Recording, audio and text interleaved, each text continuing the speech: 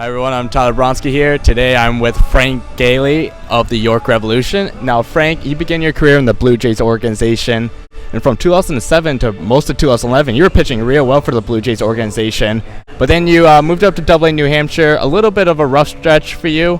What did you see from hitters in Double-A compared to Single-A, just the adjustment you saw from that jump? Well, it was a two-part when I got out to Double-A. First half, obviously the hitters are much more established. They definitely capitalize on the mistakes that you make.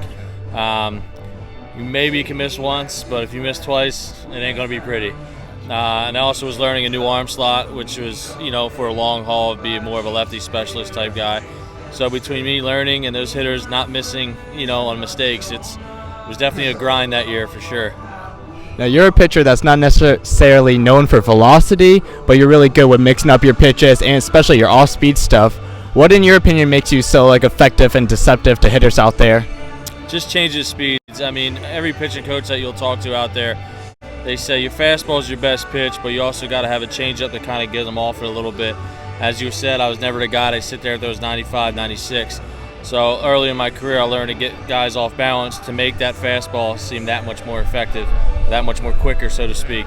So it was just always my game to, move in and out, get them off speed, and then when I do throw that fastball, make it seem like a little harder than it is.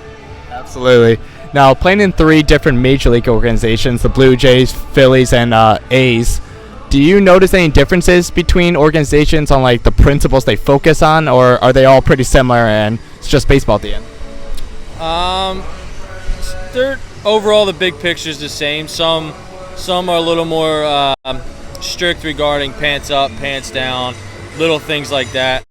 But for the most part, the big picture is just make you big league ready. And sometimes when you're at the lower level, you may not see the big picture because you may think you're getting guys out at high A or double A.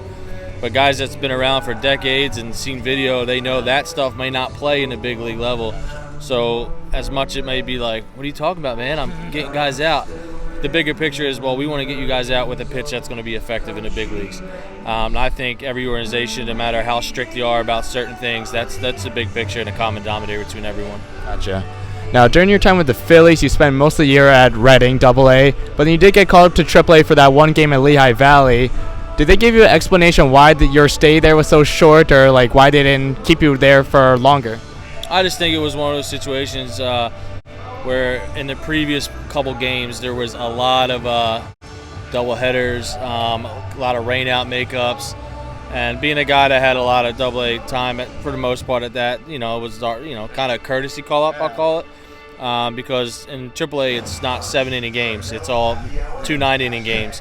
So those 4 innings of difference in double headers can really put a tax on your bullpen.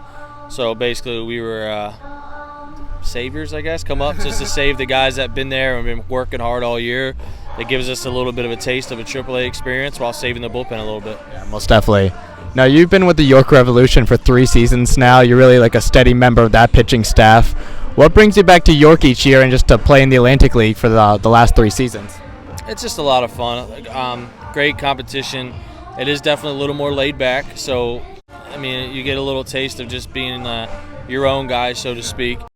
But in that sense, you got to put everything is on your own. So if you don't compete, you don't work out, you don't do the little things to get you ready from game to game, well, they know it's on you, So it's just one of those things where, and York's only an hour and a half from my home. Okay, perfect. So it makes it a lot easier to make that decision and say, yeah, I'll drive an hour and a half to go play again. But for the most part, the season is just great competition, a little more laid back, and it's just a lot of fun with a group of guys. Yeah, most definitely.